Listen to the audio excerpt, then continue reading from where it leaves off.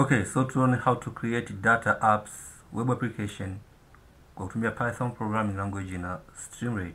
Streamlit ni open source library ya Python kwa ajili ya kufanya data science, statistics au machine learning au artificial intelligence.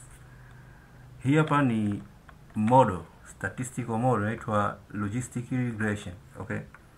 Hii ni sample demo application, okay? So source code zipo kwenye GitHub repository.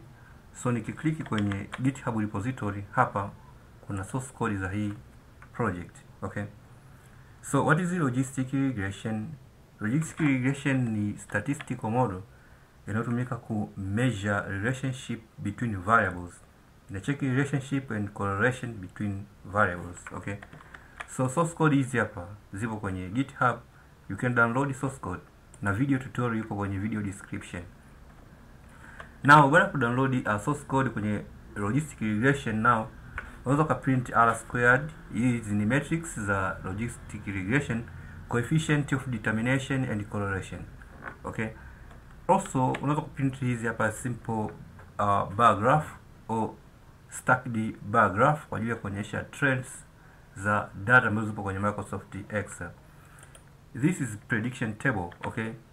Prediction table inaonyesha for example, this is actual value and this is predicted value. Sababu hii ni predictive model, okay?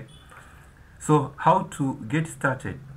Cha kufanya, download source code from GitHub repository and watch video tutorial ambapo link ipo kwenye video description.